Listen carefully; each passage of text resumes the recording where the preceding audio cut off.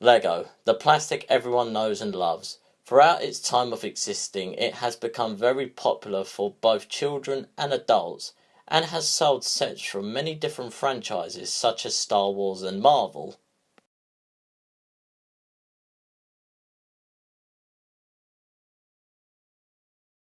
Lego bricks are available in 53 different colours. 19 billion Lego elements are produced every year.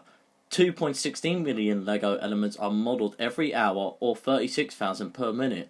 More than 400 billion Lego bricks have been produced since 1949 and are still being made to this day.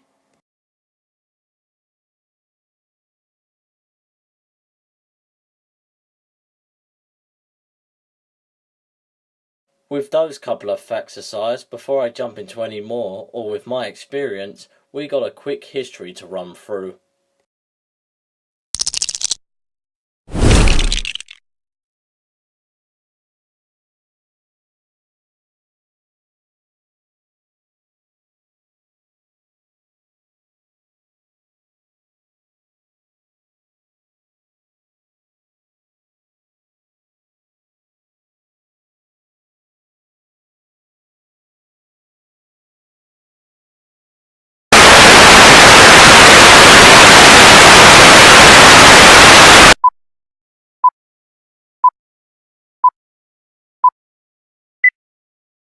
The history of Lego.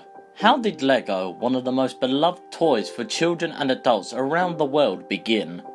It all started with a man named Ole Krick Christensen, a carpenter from Billund, Denmark. He built and sold wooden toys in the early 1930s with his son Godfred, but sales were low at the time due to the Great Depression in 1932. Ole came up with the name of his company by combining two dash words together, play and got.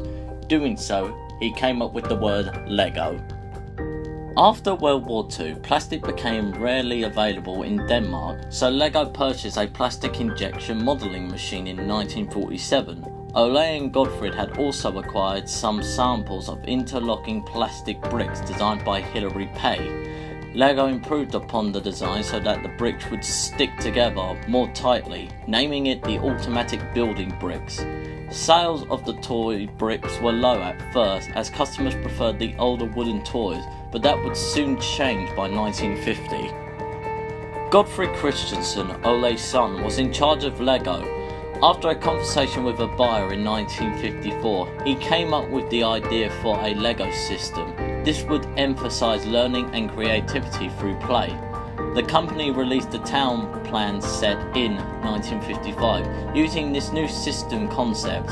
As a result of this system, Lego became more and more well known around the world, a groundbreaking improvement. The bricks were made by Godfred in 1958, and the unique interlocking Lego brick was launched. These bricks are still compatible with the Lego bricks from today. In 1961, Lego introduced wheels so that they are set, enabling children to build all kinds of vehicles from cars to tractors, and in 1964 they introduced instruction manuals as well.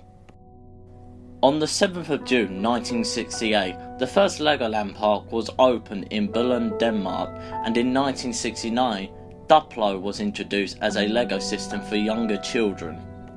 Today, Lego sells sets depicting countless movie, video game and book franchises, and continues to be one of the most popular toys of all time.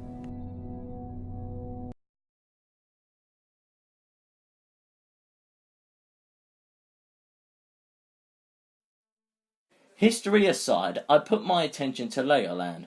What is it about Legoland we don't know? The Legoland Billund Resort had opened in Billund, Denmark in the year 1968, alongside the Legoland Windsor Resort in England in 1996. Furthermore, other parks had opened worldwide in California, Germany, Florida, Malaysia, Dubai and Japan. There are other parks currently being constructed and plans for a park being made in New York. The most interesting thing to see when visiting Legoland is the Miniland. The Miniland is a miniature park in Lego form, depicting towns and cities from around the world, using nearly 40 million Lego bricks in models, often at 1/20 scale. The area features a number of animated models interacting with each other. Motor vehicles use cables under the paths, emitting radio wave signals to steer and allow charging when required and overnight. The train system runs on tracks, slowing for stations, using slowed down bars and also charging, and the boats use rubber loops under the water, driven by motors with sensors to detect the boats for operating bridges and locks. The system with lights and sound is run by 14 computers using 300 kilometers of underground cabling. Every single landmark and models are recreated entirely out of standard Lego bricks and are in various scales. People are also displayed around the models, made out of standard bricks instead of being minifigures. The original layout took over 100 model makers and 3 years to complete. 2 fun facts. The largest model in the Miniland is the Canary Wharf Tower, which is 5.2 meters, and the smallest model are the Pinges in London's Trafalgar Square, which contains just 5 Lego bricks each. This Miniland inspired many Lego fans to create their own buildings and cities, and over time a Lego book was created called Brick City. It was made mainly for adults, but people could create buildings and famous landmarks from across the world using some of the instructions from within the book. Making buildings and landmarks has become very popular, and that's why in some Lego shops there are lots of display put up. Like in the UK, for example, you would see places like the Tower of London or the Underground. Making creations like this goes to show what you can do with Lego. So there you have it. What are you waiting for? Get out there and start creating. Lego can make a big change in your life if you put your mind to it. Hey!